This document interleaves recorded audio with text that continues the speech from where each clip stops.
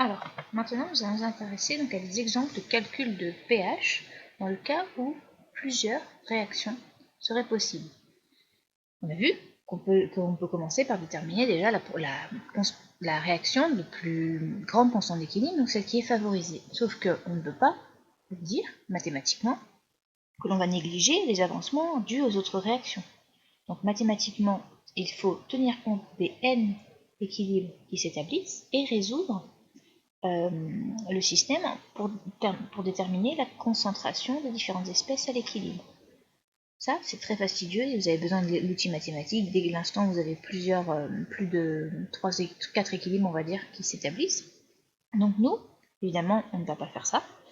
Eh bien, il y a une méthode qui s'appelle la méthode de la réaction prépondérante, qui a été prouvée mathématiquement et qui mène au résultat correct et qui nous permet d'obtenir, à condition évidemment qu'on fasse des vérifications a posteriori, qui nous permet d'obtenir les concentrations des différentes espèces dans le milieu ainsi que le pH. Donc en fait, c'est la méthode donc, de la réaction prépondérante, c'est-à-dire on va regarder, donc la méthode est écrite, hop, je vous montre, je la commente en même temps. Donc ce que nous allons effectivement faire, c'est ce qu'on a fait précédemment, dans la partie précédente, faire l'inventaire des espèces acides et basiques présentes. On repère la base la plus forte, l'acide le plus fort, et on identifie la réaction prépondérante.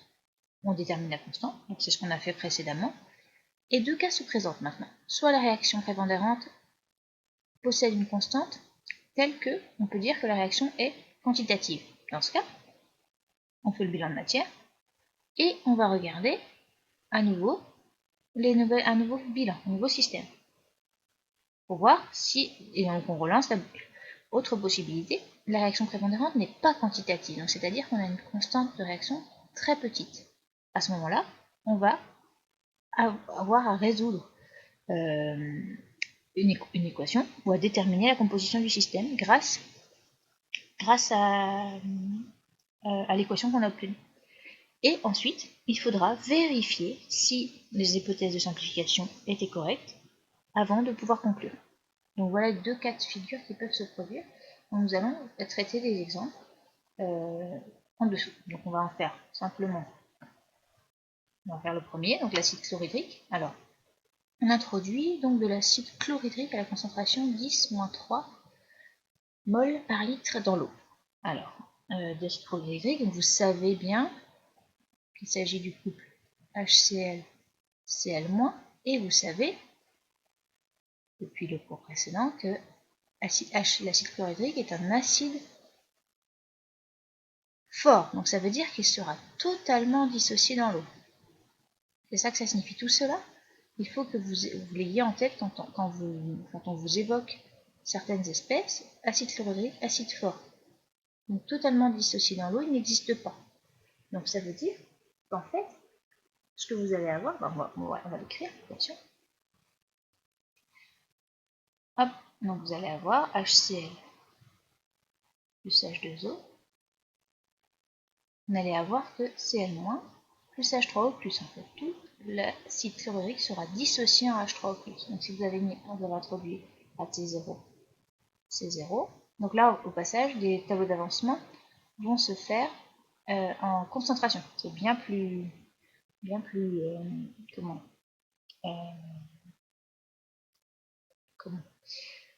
comment dire, évident, parce que les constantes d'équilibre font apparaître les concentrations. Donc on a ceci en excès, je le mets comme ceci, et donc, eh bien, pH, dans la définition est moins log de la concentration en H3O+, est égal à donc moins log de C0. Alors, donc c'est autrement dit, ici, 3. Quelle est la composition du mélange à l'équilibre? Bon, elle est donnée par le tableau ici que j'ai fait. Maintenant, ça ne va pas suffire, il va falloir que l'on vérifie si on a eu raison de négliger les autres réactions. Bon, la question c'est, quelles seraient les autres réactions envisageables?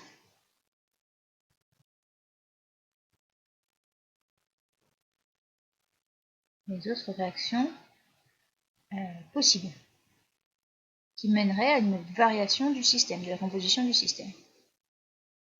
Alors qu'est-ce qu'on peut envisager? Étant donné qu'on a H3O+, eh bien, qu'un acide aussi peut réagir dans l'eau. Donc si je l'écris, la première envisageable, ce serait H3O+, plus H2O. Ah, bah qu'est-ce que ça donne? H2O plus H3O+. Plus H3O+. Plus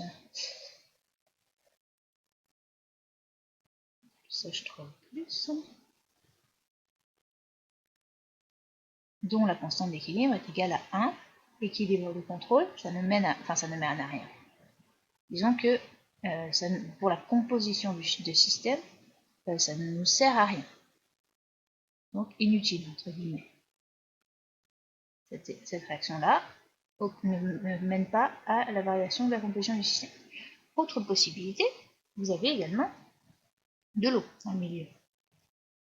Donc vous avez H2O qui peut réagir sur lui-même et de mener, donc c'est l'autoprotolyse de l'eau, H3O+, plus OH-, dont la constante d'équilibre est KE, donc c'est égal à 10-14.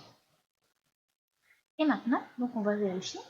Alors, on a du H3O+, ici, mais en fait, il faut vérifier si cette espèce-là, qui est produite uniquement produite par cette réaction, par la réaction par l'autoprotolyse de l'eau, uniquement produite par l'autoprotolyse, on vérifie si la concentration en OH- est effectivement inférieure à la concentration, très nettement inférieure à la concentration en H3O+. Donc il faut vérifier que cet équilibre que l'on vient d'écrire là, il faut vérifier donc que la concentration en OH-, je répète, elle ne provient que de l'autoprotolyse de l'eau, est très très très inférieure à H3O+. Ah, il suffit d'effectuer le calcul, il suffit que vos OH-, vous la concentration en OH- à l'équilibre, eh bien, c'est rien d'autre que KE sur H3+. On fait l'hypothèse que celle-ci est donc négligeable, et ça veut donc dire que nous avons 10-14 sur 10 puissance moins 3, on dit 10-11 mol par litre. Donc très très inférieur à la concentration en H3O+. On peut négliger la formation de OH- devant celle de H3O+. Alors, quand est-ce qu'il va falloir effectivement négliger ou tenir compte plutôt de l'autoprotolyse de l'eau? Hop. Quand doit-on, ça je vais vous dire exactement de toute façon, doit-on tenir compte de l'autoprotolyse de l'eau? Dans quelle situation vous êtes obligé de la prendre en compte? Comme ça vous saurez sans faire le calcul exact à chaque fois. Eh bien, il faut. Nous souhaitons que OH-, on va dire un facteur 10 entre les deux concentrations. On souhaite OH- inférieur à la concentration en H3O+, sur 10. Un dixième de la concentration H3O+. OH- est bien égal à KE sur H3+, inférieur à H3O+, sur 10, ce qui nous amène à la concentration en H3O+ au carré doit être supérieure ou égale, j'ai mis supérieur